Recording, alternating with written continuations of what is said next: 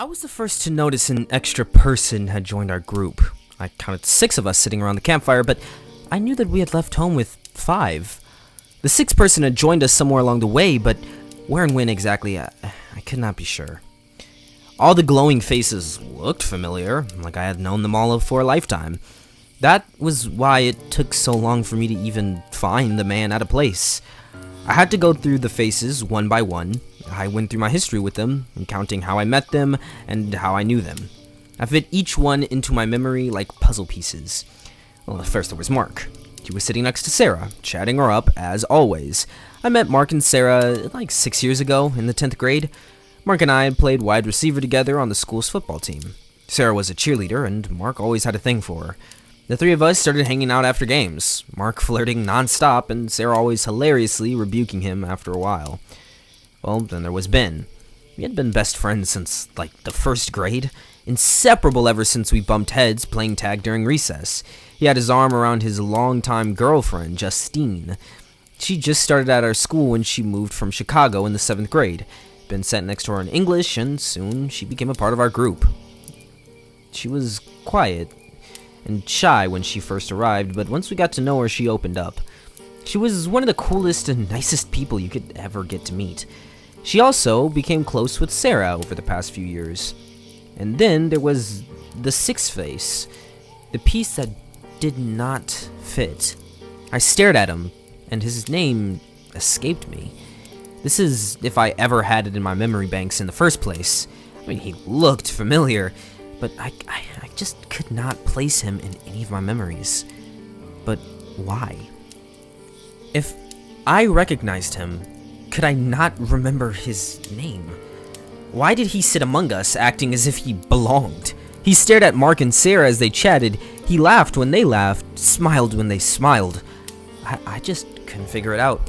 The question burned in my head, how he, a stranger, joined our little group without any of us noticing something amiss. Yo, Porter! Ben pulled me from aside my thoughts. Your head up in the clouds or something? I was just telling Justine about our 5th grade teacher.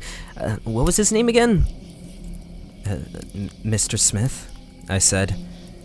Oh, yeah, Mr. Smith. I was just telling Justine about how you riled that guy up like nobody else. Remember that time you handed in an assignment printed in yellow ink? Ben and Justine laughed.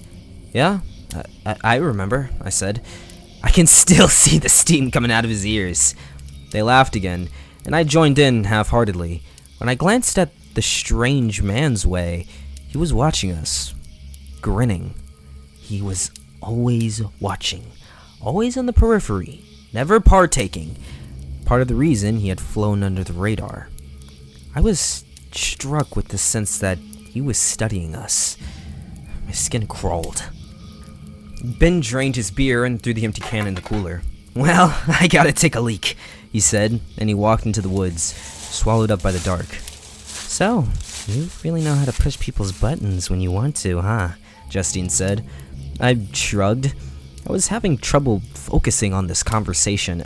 The weight of this situation, the reality of it, was really starting to hit me. I mean, a strange man had attached himself to our group, unnoticed. And who the fuck knew what his motivations were? Questions raced through my mind, none that I could answer. How had no one else noticed yet? Why had it taken me so long to notice? Was I going insane? Did I have amnesia? Had I forgot this one friend of ours? What the hell was going on here? The strange man stood with a jerkiness. I gotta take a leak, he said. It was the first time that I had heard him talk. He spoke with an odd lisp. It sounded as if he was trying to force the words from out of his throat. He walked with an awkward gait, and like Ben, disappeared behind the dark veil of the trees. No one else flinched. Justine just kept talking. I always loved the long relationship you and Ben have. It's so hard moving cities and leaving all my old friends behind. I mean, I can't complain too much. I wouldn't have met Ben and all you guys otherwise.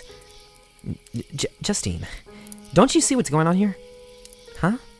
Oh, what, you're telling me you haven't noticed? Noticed what, Porter? What are you talking about? Who was that guy? I gestured towards the vacant spot of the strange man left behind. Oh, him? Well, he's She trailed off. She frowned into the fire. I could see her mind ticking over, and her eyes twinged with concern. I knew I wasn't going crazy. I don't know, she said. Who is it? That's what I'm trying to figure out. We stared at each other. Maybe... Justine was cut off. An ear-piercing screech came from the woods. It sounded like a shrill, injured cat. A large cat.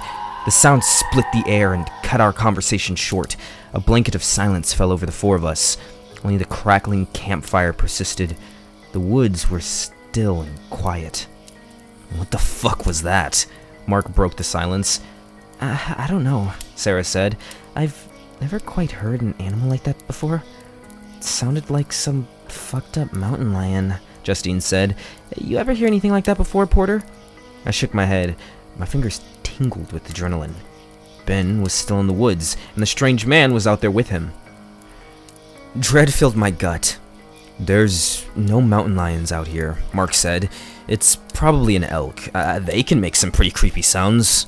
Sarah agreed, but Justine bit her lip and scanned the woods. It's probably okay. I think Mark's right, I said to her, but I wasn't even sure if I believed it.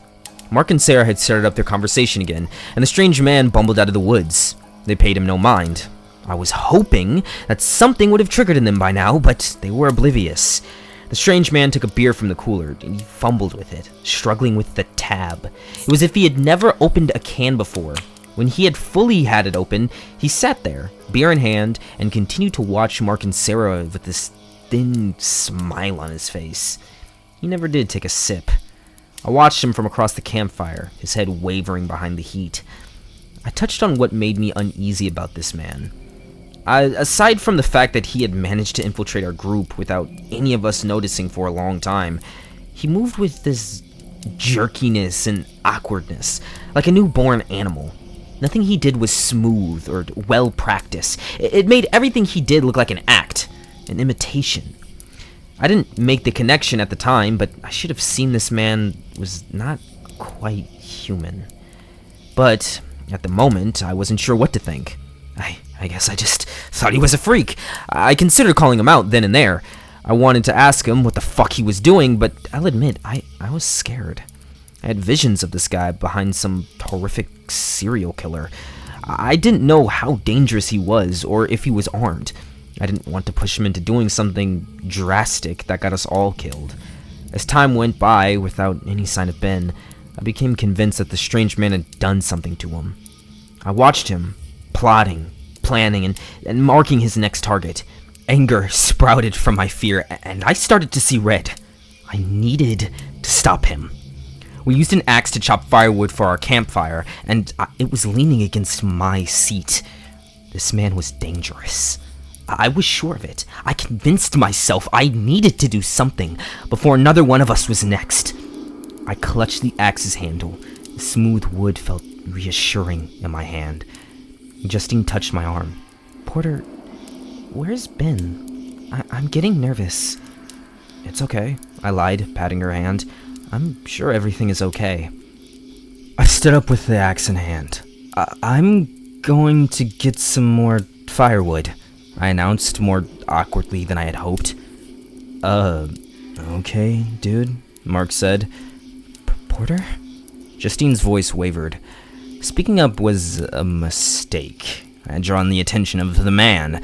I walked past him, trying to act as nonchalant as possible, but I was never the good actor. He watched me the whole way. He maintained his glare as I reached the perimeter of the woods, and as he looked back, his head rotated around at an unnatural distance, and that was enough to chill my spine. I was hoping that he would turn back around to look away and give me an opening, but he never did. I'm not exactly sure what happened next. I never saw him stand up and walk over to me. I never even saw him move a single muscle. But in an instant, he was standing in front of me, inches away from my face. It was as if he had teleported. A metallic smell stung my nose. The strange man stunk of blood and copper. The axe trembled in my hand. Any thought of actually using it fled my mind. I was locked in place, my skin covered in goosebumps. Power radiated off of him, and he spoke to me. "Get some firewood," he said in his forced tone and smile that widened. At that moment, Ben emerged from the woods. "Ben!" Justine cried. "Jesus," Ben said as Justine squeezed him. "Did you guys hear that cat thing?" "We think it was an elk," Mark said. "Where were you? Why did it take you so long?" Justine asked. "I guess I wandered too far off, and I lost the sight of the campfire. It took me a bit to find my way back. For a second, I thought I was gonna have to freeze my ass off out there all alone tonight." The relief that washed over my body was like a wave. It crashed into all of my muscles. I felt each one relax. At last, Ben was safe. I looked for the strange man, but he was gone. He somehow slinked away while I was distracted. He was good at going undetected when he wanted to. My thoughts turned to getting out of there. Even though Ben was unharmed, the guy was still in trouble. I started back towards the group and was caught in the middle of the conversation. I don't know, actually. Yeah, who was that guy? Ben said. I thought he was with you guys, Sarah said. "Yeah, isn't he your friend?" Mark added. "I thought he drove over with you three."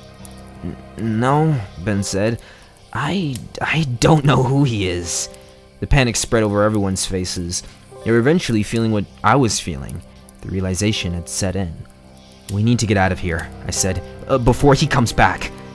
"Yes, please," Justine said. "We have to leave now. That guy was a freak, right, Porter?" "Yeah," I said. I explained to them how I noticed how he was the odd man out when we were sitting there around the fire. I explained the odd behavior, and they all agreed that the guy was strange and possibly even dangerous. None of us could pinpoint exactly when he had joined the group, but he had slipped in unnoticed and unaccounted for. It was uncanny. We packed our tents in record time. We trekked the 15 minutes to our cars through the dark woods, flashlights in hand, and we heard the screech of the elk again. If it was an elk, which I have my doubts about now. We took some comfort in the fact that it sounded further away. Even so, though, we picked up our pace onto the final stretch of the walk. It felt like we could finally relax behind the wheel and locked doors of my SUV. Justine and Ben sat at the back, while Mark and Sarah followed behind in Mark's beaten-up Ford Laser. We were headed out of the woodlands, and we were prepared to shack up in a motel for the night, before heading home in the morning. We thought we were free and clear. We wound our way through the dark roads that snake through the woods. I let a smile open up on my face when we finally reached the exit road. It was a straight arrow stretch of asphalt that split through the last few miles of woodland. I pressed on the accelerator. I couldn't wait to get the hell out of there, and I think Mark was feeling the same way because he sat close to my rear bumper. I remember thinking, at least we'll have a strange tale to tell after this. I didn't think that it was about to turn into a horror story. The trees and the dash lines on the road blurred past us. My headlights reached out for a seemingly endless road, and my speedometer needled its way towards 100 miles per hour. I don't know what possessed me to go that fast, and I wish Mark didn't follow my lead.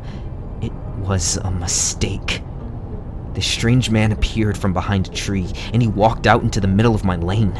I slammed on the brakes, but it was too late. The next sequence of events happened so fast that it plays like a slideshow in my mind. The tires screeched and there was the smell of burning rubber. The strange man folded over my bonnet and got sent flying down the road. He skated across the pavement on his back, moving with such speed that it looked like he was gliding on ice. More tires screeching. Mark flew past in the opposite lane, fishtailing. He fought it, and for a moment I thought he saved it, but the car hooked right into the trees. The sickening sound of crunching metal reverberated in the air. Mark's car slammed into the tree, driver's side first, sending fragments of glass and metal flying. The car bounded off one tree and into another. The front passenger side impacted this time. The front light exploded and the passenger side cavity caved in, sending a wheel bounding into the woods.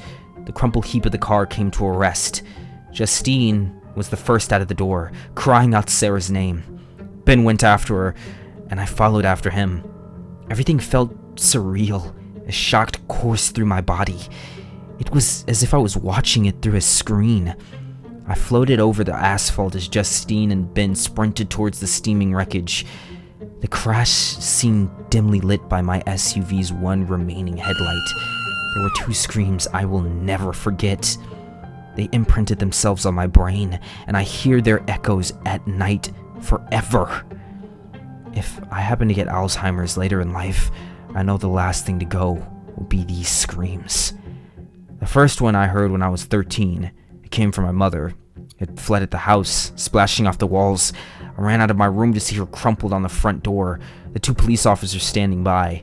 They had notified her that the eldest son, my brother, had died. The second came from Justine when she saw what was waiting for us on the Ford Laser. Mark was unrecognizable. He was a shattered mess of bone and skin and blood, melded and intertwined with the crumpled steel. Sarah was blinking slowly, her breathing labored, her one arm shattered, broken into too many pieces to count. Her legs were crushed at the knees from the front of the car, with crumpled back into her leg space. Her legs would have been flat, if I could see them. Justine turned away and fell to her knees, face buried in her hands, shoulders heaving. Ben tried to comfort her, but he had to turn away and throw up on the side of the road. I pulled up my phone and struggled to dial 911, with my fingers shaking. I just kept pressing the wrong numbers. My voice was small and distant as I explained what happened to the operator. She told me to stay on the line, but as I looked down the road, I dropped my phone. This strange man was standing there. His grin reached from ear to ear, showing a grand stand of teeth. His shoulders shrugged up and down as if he were laughing. In fact, the fucker was laughing. If I were not in shock, I would have gone up to him right then and there. I would have torn his heart, if he had one, right from his chest. But all I could do was stare, mouth agape, struggling to keep the tears behind my eyes. The strange man started for the woods, and I watched him go. And I watched him change. I saw it. I know I did. It was no illusion, no trick of the mind. This was real. I saw him shapeshift, and I saw its true form. I believe that night, I saw what others have called the Goatman. Its horns stuck out unevenly from its head. Its grinning snout bared rows of sharp teeth, and walking upright like a man with an awkward gait, it vanished into the shrouded woods. It's been 8 months since that night. I've only seen my friends about a handful of times since then. Our relationships have shattered and are left in ruin. All we are now to each other is just a stark reminder of that night. Mark is dead. Sarah survived, but is a triple amputee. Justine and Ben broke up. And here I am, rugged with a scraggly beard and uncut hair after spending every sleepless night researching the monstrosity that I saw that night. The Goatman. I'm going back to those woods. So help me God, I'm going back. I'm coming for the Goatman. And I'm not stopping until one of us is dead.